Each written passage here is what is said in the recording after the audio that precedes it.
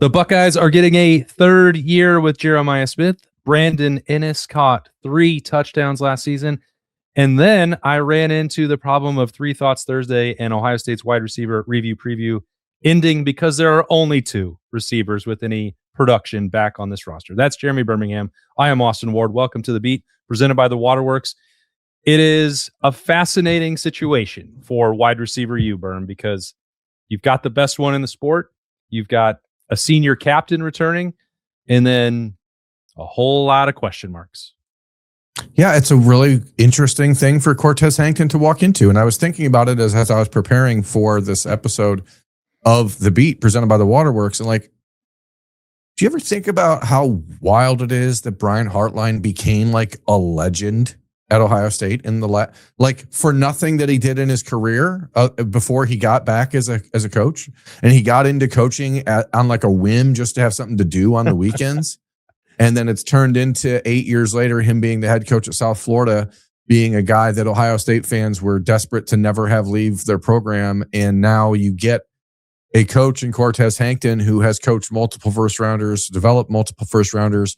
And it seems like, well, there's no way you can ever replace Brian Hartline, but like, it's not Brian Hartline who is harder to replace.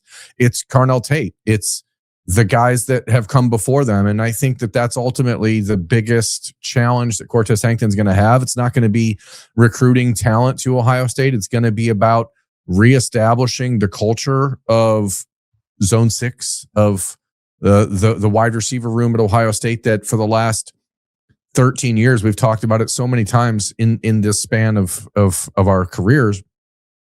The Ohio State receiver room completely changed the way that I think people around the country viewed wide receivers. Like, they didn't have to be divas. They didn't have to be high maintenance kids. They didn't have to, they were the gutsy grinder leaders of the program. And I think that that's actually where Brandon Ennis, like in this new era of the sport, Brandon Ennis is that old school throwback, but he's like an old school throwback to like 2018. You know, it's like, it's not really not that long ago that a guy who was catching 30 passes and contributing as a blocker and it was an emotional leader, like that's what the program was built around.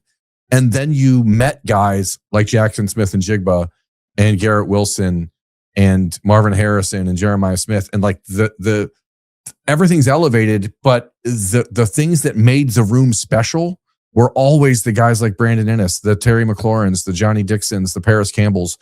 And it's now you have to try to find a way to combine those two things. And I think that's going to be the real challenge for Cortez Hankton this year. It is. But, you know, all of his predecessors have had some measure of success, which I think is important to keep in mind, because this is not to diminish or sugarcoat the loss of Brian Hartline, but Zach Smith had an extended period of success with a number of those guys that you just mentioned and changing that culture in the wide receivers room. Before that, Darrell Hazel had a bunch of, you know, first round picks and worked with Brian Hartline in the 2000s. You know, I've talked about this, you know, it's not as if this just started with Brian Hartline for Ohio State with wide receivers. That doesn't mean that he didn't elevate it, that he didn't take what was before him and take it to a place that we've never seen before in terms of a string of first-round draft picks and otherworldly passing game statistics that Ryan Day also helped usher in, and the evolution of the entire offense and the quarterback play. Brian Hartline absolutely deserves credit for that, but and I'm not taking any of it away from him. But even go back further to the 90s or Chris Carter in the 80s, it's not new for Ohio State to have dominant wide receiving play. Now, it's up to Cortez Hankton to keep it there, and there's no guarantee that that will be the case, but I think that's the real dilemma facing him. It's not just, can you replace Brian Hartline? Can you do what everybody who has been blessed enough to have that wide receivers coach position at Ohio State has done? That's the standard. And I think this is a new theory that I have. The standard is the standard. I haven't heard that. Oh, no, I mean, but you have to go back. I mean, you have to go back to when Brian Hartline himself signed with Ohio State out of Canton Glen Oak in 2005. He walked into the Ohio State program as a wide receiver at a time when Santonio Holmes was there, Ted Ginn Jr. was there, Anthony Gonzalez was there, Brian Robisky was there. Like, he walked into a room with 4 NFL receivers on it. Like, this is not new. So it shouldn't be a situation where people will look at Hankton's responsibility in his role moving forward and say, well, there's no way you can replicate what Hartline did as a recruiter, because I don't believe that. I think the challenge is really, how do you get back to the fact that the receivers are the hardest working guys on the team? How do you get back to the fact that they're the leaders? How does Jeremiah Smith, is he able to be the Jeremiah Smith that came in 2024 and said, I'm going to soak up everything Emeka Egbuka tells me and learn how to be that guy? Can Jeremiah Smith now be that guy for Chris Henry Jr.? Can he be that guy for Jaquaden Guilford? Because it's now, that's really the challenge in this new era of the sport. It's not that you don't have the top end talent that Ohio State has always had. It's that you don't have the stacks of it. So the next guy, we look at it and you can think it should be Chris Henry Jr. and Jaquaden Guilford, but the gap year, the loss of Quincy Porter, the loss of Mylan Graham, like now you are missing those guys who should be leading the way for that next wave. And it's going to be really incumbent on Jeremiah Smith to be that guy. And I don't know how much of his personality really lends to that. And so Cortez Hankton will have to be the guy to drive that bus to get that out of Jeremiah. And because Brandon, it'll come out, that's natural for him. But who's going to be the guy that emerges and is the quiet leader? Who's going to be the Chris Olave? Who's going to be the guy like Emeka Egbuka? Because somebody has to be that guy. And so it helped that Olave and Emeka were so wildly productive, because it makes it a lot easier for guys to listen to them and to follow their lead. And so that's where, if you're Hankton, if you're Ryan Day, if you're Arthur Smith, and you're trying to build this new Ohio State offense, like that damn well better be Brandon Ennis this year. He has to find a way to elevate his game to match the level of his leadership. And that is really, like, to me, the story of the offseason for the Ohio State offense, because even though you return a lot of guys, you don't really have that vocal leader on the offense that you need and that you've had in the last few years. Yeah. I mean, I think that Jeremiah may not have to lead that way. But part of this goes back to what we talked about recently with Julian Sayin and finding his voice. You'd like that to come from the quarterback. You know that Brandon Ennis is going to provide that. As you said, the work ethic, the Iron Buckeye stuff, being a captain, all of that clearly exists for him. But sometimes Austin Servold is not always going to be the first one to speak up. I don't want every position review preview we do to wind around to leadership for this team. I understand why it's important, but like, I don't think that there's going to be any drop off of that when you have Jeremiah, at least for the wide receivers room specifically, because those two guys are back at the top of it and they were already doing it. So they have to drag along other guys, and it will be incumbent on them to make Kyle Parker and Devin McEwen and Chris Henry Jr. and Jaquaden Guilford. I don't know how quickly the time frame is for Brock Boyd or Jaden Ricketts. You can tell me, but those are the ones they have to get them up to speed to say this is what it's like to play wide receiver at Ohio State, like immediately, because there isn't a buffer. As you said, the gap here, the development time that a lot of those others that I just mentioned would be afforded is gone, because next to us on the screen here, if you're watching on 97.1 or 10 TV or 10 TV Plus, you can see it. If you're just listening on the audio only, I mean, departures, this graphic is bonkers. Carnell Tate, we knew that was always going to be the case, but then Quincy Porter, Mylan Graham, Bryson Rogers, Bodman Miller, Damarian Witten, that's why there's so much urgency. You want to keep the best two players. And they did that. Jeremiah Smith and Brandon Ennis are returning. They did not have a shot to keep Carnell Tate, but this wide receivers group, I think, is the embodiment of what we talked about for the month of January about NFL size rosters in NFL salary cap allocation. All right, you got the two best. You better hope that you hit on your undrafted free agents or your draft picks in the case of Chris Henry Jr., because otherwise it's going to fall off a cliff. Yeah, when you say, like, these are the guys who are teaching them what it means to be a receiver at Ohio State, none of these guys know. There's only two guys on this list that really know what it means to be a receiver at Ohio State, and that's Brandon Ennis and Jeremiah Smith. Phillip Bell and Desi Jones are the lone. Brian Hartline signed 4 receivers in the class of 2025. 2 of them are gone with Bodman Miller and Quincy Porter. He only signed 2 in 2024. One of them is Mylan Graham, or he's gone. You signed 3 in 2023 with Bryson Rogers, Carnell Tate, and Brandon Ennis. Only Ennis returns of that group. So the entire class of 2022, 4 guys in that class, all of them transferred out by the end of their second year.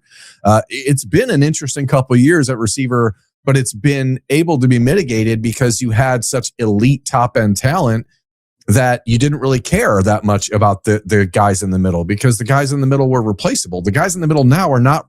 They are equally replaceable, but you also just don't have any idea what is behind them, because as you see, there's 8 new players essentially who have to find a way to fit into this room if you count Bell and Jones in that mix. So I think, for Devin McEwen and for Kyle Parker specifically, Cortez Hankton has to get them up to speed super quick, but is he in a position to do that? And I think that's where he's coming into a new situation, trying to get himself sorted. He's now got a new offensive coordinator to work alongside and figure out. There's just all these things going on. And there's 5 weeks until spring practice starts. Yeah. I mean, it's a difficult process. I think the good news for you is that you're on the other side of yours with Awaken 180. That's what I'm most excited about. I'm most excited about it too. Here, and I said this earlier this week. This is the best thing. I've been on maintenance now for 5 days. I weigh exactly the same as I did when I went on it, which is making me feel very good, because I'm really applying what I learned in the plan in those 8 weeks of being on the plan, and making sure that I'm eating a lot smarter. I'm still using the app. I still have my conversations with Mandy, my coach. Everything that I got taught in those 8 weeks about how to more properly eat, how to eat smarter, how to eat healthier, now I can apply it. And I feel so much more confident. If everyone remembers, in 2020, I lost a lot of weight. A lot of people who are following us back then, but I did that just by doing it the old fashioned way, like walking a ton, because we were in the middle of COVID. And now that real life is happening, I have to actually eat smart, and it's not just walk 10 miles a day. And I know I wouldn't be able to do that without the Awaken 180 plan and what I learned on it. And I think if people go to awaken180weightloss.com and see why this works for you, we have an email in the Austin and Birm at gmail.com from somebody asking about it. I saw the email. I'm going to respond and tell you more about my experience on Awaken 180. If anybody else has questions, reach out, because we both went through it. It's been a great plan, and I feel great. I'm healthy. I'm sleeping better. I don't have joint pain. I can't actually have a doctor's appointment on Thursday morning, and I'm super excited to go so that the doctor can be like, "What the hell happened to you?" And I'll be like, "Well, I took my health seriously, and I followed the plan at awaken180weightloss.com, and here we are." Also, you can use that email, which is theaustinandbirmshow@gmail.com, theaustinandbirmshow@gmail.com, to get those questions in for Freaky Friday with the Foursome mailbag. If you can get those in by later on today, which is a 3 Thoughts Thursday, by noon, that'd be great. And we'll tackle as many of those past 4 if we go quickly. The problem is we tend to elaborate on too many points, and we don't really get to more than that, which is a bit of the issue. It is. Go back to this past season at wide receiver. Can I ask your opinion? Yes. Obviously, it was a different year for the Buckeyes. Brian Hartline, the offensive coordinator, play calling for the first time. There's always been a conversation around the Ohio State receivers in the Hartline era about not playing enough guys, right? Not rotating in enough guys. When you look at this past season, obviously Carnell Tate and Jeremiah Smith were electric, and then the injuries happened, slowed down Carnell. He was on path for an All-American, first-team All-American season right next to JJ. Brandon Ennis had a good year. He did the things he was asked to do. How much a fault is it of Brian Hartline and Devin Jordan and the Ohio State coaching staff that the rest of these guys didn't get a chance to develop, to figure out where they really fit, which I think leads to a lot of the conversation about why Quincy Porter or Mylan Graham or Bryson Rogers is now gone? I don't know the best way to answer that, if I'm being honest with you, because it wasn't as if they didn't have opportunities. And maybe it would be a chicken or egg argument here. Mylan Graham, Quincy Porter was dealing with injuries in the second half of the year, but Mylan Graham and Bryson Rogers specifically had ample opportunity in front of them in November when both Jeremiah Smith and Carnell Tate were dealing with injuries. And we thought, and I remember distinctly getting ready for the UCLA game, or the opportunity that, once the injuries were emerging in Purdue, or, all of late November, here are the reps that you could have. And Brian Hartline and Ryan Day or Keenan Bailey and everybody else came to the consensus that they did, whether they could or couldn't, I guess that's not a right way to put. They did not put them on the field. And they didn't give any real public explanation as to why that was, other than practice habits lead to playing time and you need to earn trust. And it could have been any other things. Like maybe there was a nagging injury. Maybe it was a disciplinary issue in a meeting. Like, I don't know. I think anything would have been better and more illuminating than what we got. But because otherwise, all we can say is that either the coaching staff didn't prepare them or the players didn't take the coaching. And it might not be the same across all of them. But if we hadn't seen that in mid-November, and then we'd be looking at this offseason and be like, those losses would have felt even more significant. But because they didn't play them in November, it felt to me like Ryan Day was already moving on past them. Does that make sense? Like, it's hard for me to encapsulate my feelings about it because I was incredibly optimistic about the future for Mylan Graham. And then up until that point, when it's like, well, here's the opportunity to take the ball and run with it, it wasn't even thrown to him, and he wasn't even on the field for that to happen. He was on the sideline. So is that an indictment of the players? Is that an indictment of the coaches? Is it a combination of both? Is it an evaluation miss? I honestly don't know the answer to that. Yeah, I mean, I think that the evaluation piece is a major part of this question mark for Brian Hartline in the last 2 years of his time at Ohio State, because it's obvious that Brian Hartline is a really, really good spotter of talent and a good collector of talent. Did Brian Hartline prove beyond a shadow of a doubt that he was an elite developer of talent over the last few years? I'm not sure, because I think that there were players like Mylan Graham who clearly came into Ohio State as a 5-star, but I don't know that he improved in the 2 years he was in Columbus. And I mean, I think the argument is that he clearly didn't. If he had, he wouldn't have been placed on the depth chart behind walk-ons like David Adolph. And so, you know, it's kind of a Larry Johnson conversation in some ways with Brian Hartline, or what the argument was really being used against Larry Johnson in the last few years, which is fine. Anyone can coach Chase Young. Can you coach the next guy who's not Chase Young? Can you bring that guy up? It became very easy, I think, when you have multiple first-round picks at wide receiver on your team every single year, to just play those guys. But like, what are you getting out of the guys behind them? How are you bringing those guys along? That actually makes me think David Adolph should be still on this roster, right? I mean, so there's a guy who I know he was a senior technically, but I think pretty sure he walked on senior day.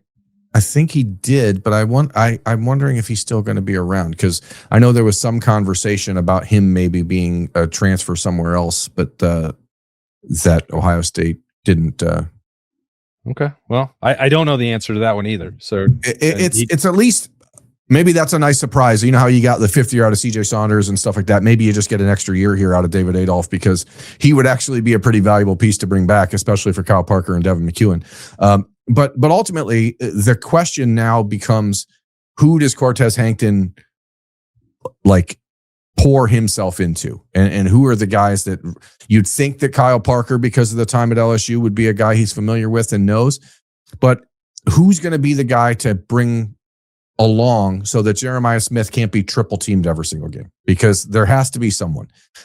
We've seen defenses around the country in the last year really try to limit JJ's ability to get deep and make big plays down the field. The Buckeyes have to have somebody who can open that up for him. Otherwise, you're going to see, I think, the frustrated version of Jeremiah Smith we saw multiple times in 2025. So who is that?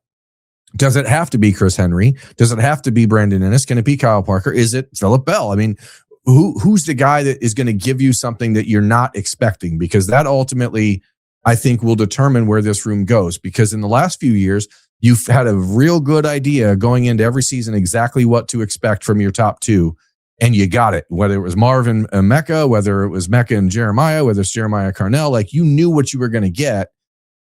Who's the guy that has to be the other guy, and how do you find that out in the next 8 weeks? Well, I think, to go back to Wednesday's episode of The Beat, if you can't really run the football the way that you want to in spring ball, that means a lot of chances to throw it around and chuck it around the yard and figure out what you have out there. Because the way that these pieces fit, I think, is going to be a fascinating dynamic as Cortez Hankton sits down with Keenan Bailey and Billy Fessler and Ryan Day as they work on the passing side of this. Obviously, Arthur Smith is not going to be disengaged from that entire conversation. But if you're looking at it from the perspective of, okay, who's going to be Carnell Tate? I would say right now, like, that would be a lot to ask of Chris Henry Jr. in year one. If you look at some of the snap counts and the usage for Kyle Parker at LSU, he did play some on the outside, but a lot of that work was done in the slot. Devin McEwen is certainly a hybrid slot weapon. You don't naturally think, even though Brandon Ennis, I think, has the capability, that he's going to go out there and win, contested ball opportunities and take a bunch of deep shots as an outside wide receiver. So that configuration, that's why I say there's so many question marks about this. For a group that has Jeremiah Smith back, which is the finest place that you could possibly start, the best building block that you could ever have, everything else and how it revolves around him elsewhere, I think, is uncertain as it has been for Ohio State at wide receiver in maybe since 2016. Yeah, I mean, I think that's fair. I mean, because what you have with Brandon Ennis, right? It's not like he's going to be physically substantially different or better than he's been. He is who he is, and there's a lot of really great characteristics that he brings to the team and to the program. But you went out and got Kyle Parker and Devin McEwen for a reason. You brought in guys like Jaquaden Guilford and Chris Henry Jr. for a reason. You're paying them a lot of money also. So those guys are going to have to play. There is a question, and I think it's probably too early to really bring it up because of what we talked about on Wednesday and the way that Legend Bay is going to be utilized this spring probably for Ohio State. But is he a guy that fits into this conversation? Is he someone that you can find a way to get the ball into his hands in the way that Ohio State used to do with Paris Campbell and Curtis Samuel? Because that's the style of offense that Ohio State has gone away from in the last few years. And it's the lack of explosion and the lack of explosivity on the offense that Ohio State has lamented. So how do you figure out a way to get all of those things in place while still building a traditional dynamic downfield passing game? So I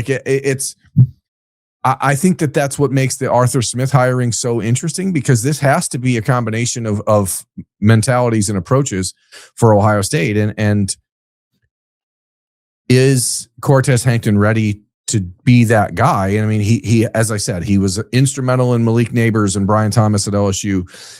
He got George Pickens through Georgia, essentially, who I don't, how he did it, I don't know. But he got him through it. And he recruited those guys, but now you have to recruit in a whole different way, and you have to develop, because Jeremiah Smith's gone after this year. Brandon Ennis is gone after this year. So there is no buffer really for Cortez Hankton at this point, because Kyle Parker will be gone after this year. Devin McEwen will be gone after this year.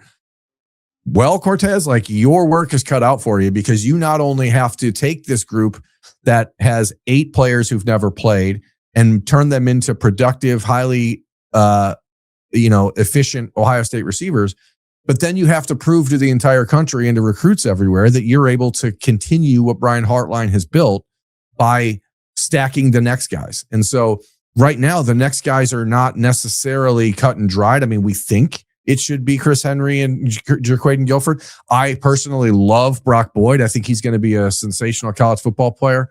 I think that Phillip Bell is someone who no one's going to talk about very much because he didn't play much last year, but I think he's a much better player than people are going to give him credit for.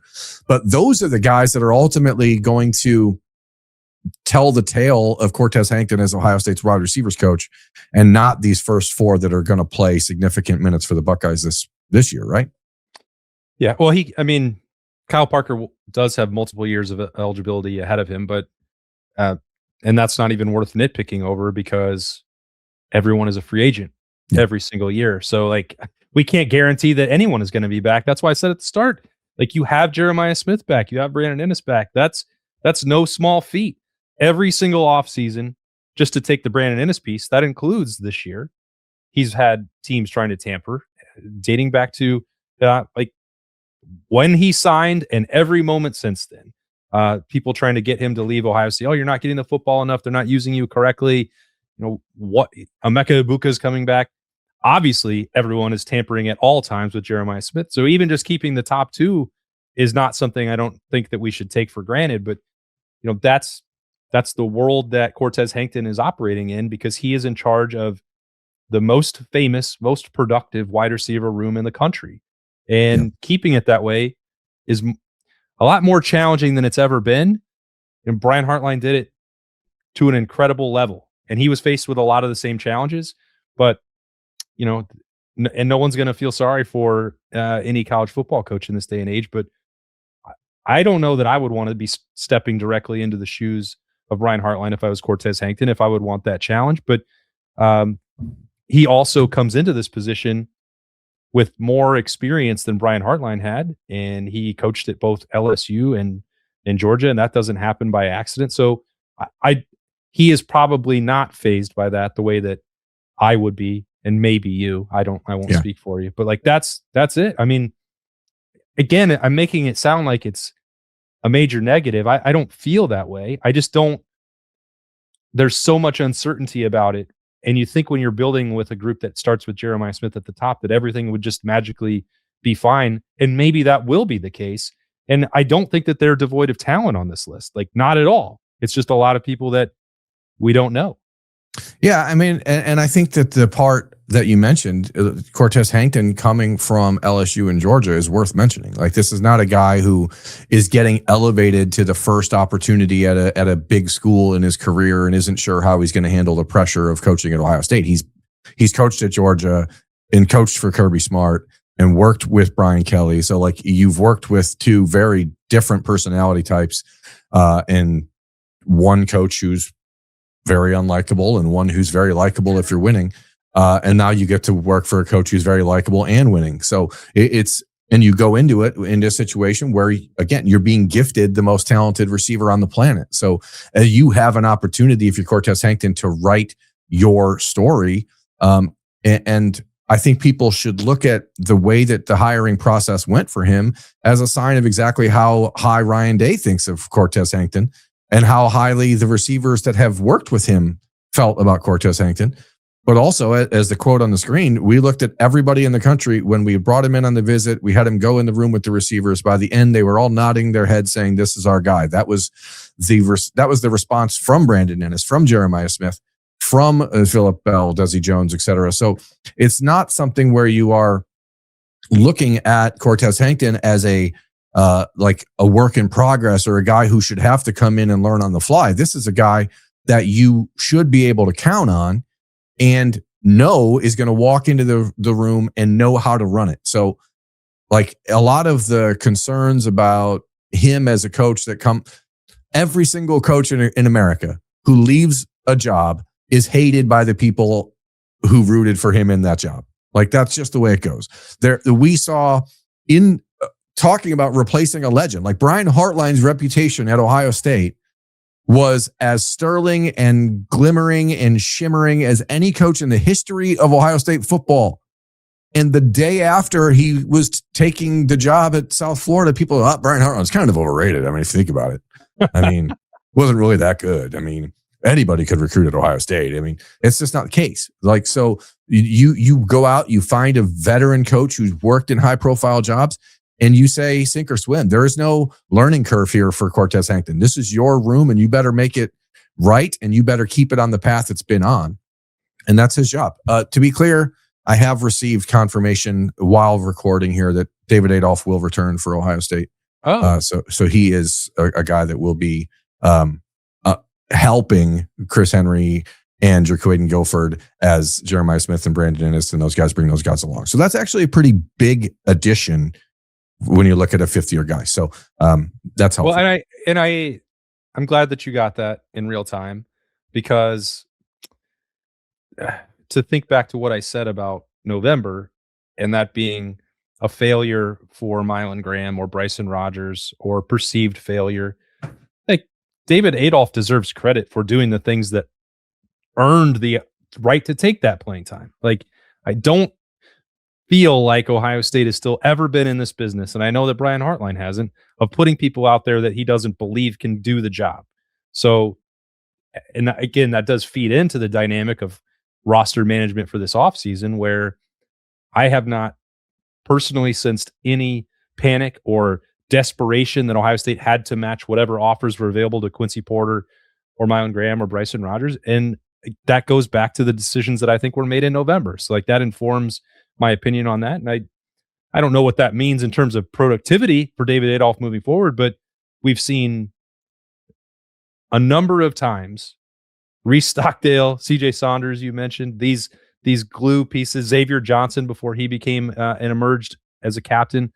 Like you got to have some of those in your room too. And that's more difficult than ever in this era of college football. So good for him and good for you making sure that we got that base covered. You're going to get a guy who's a 4-time letter winner back. You know what I mean? Like I know he's a walk-on. I know that he's not a guy that people are going to look at and be like, oh, he's a highly ranked guy. But in the world of college football we're in, where the roster, as you said, is 1 year, you're getting a guy who's going to win 4 varsity letters at Ohio State as a walk-on. Like that's valuable one way or another. So, you know, that's the type of guy that we'll see Cortez Hankton have to lean on, because he's like the glue, and those guys matter. I mean, we still see Reese Stockdale around, and I saw CJ Saunders at the Cotton Bowl. Like, you know, these guys, they don't walk away from the program. They still love Ohio State, and they still put in the time. And that's, you know, as Ohio State looks to change their recruiting philosophy and change their roster building philosophy, guys like David Adolph, guys like John Rodzinski, like these are the kids that you have to count on, and those are valuable pieces. They are. Ryan Rodzinski. I was thinking of John Kahersky, so different walk-on, different walk-on legacy. Well, you got there eventually. That's all that matters. And we'll see where this wide receiver room goes throughout this year. It's going to be fascinating to watch, as it always is. A lot more development in place, particularly learning these new faces in spring ball. So can't wait for that. We're just a little over a month away. A lot more position previews will be making their way onto the beat on the Austin Birm Show, presented by the Waterworks, over that time frame. Friday, though, that's a mailbag. Send those questions in, the Austin Birm Show at gmail.com, and we will get to at least 4 and maybe more. Who knows? Thanks for spending your Thursday with us on the beat. He's Birm. I'm Austin. We'll talk to you tomorrow.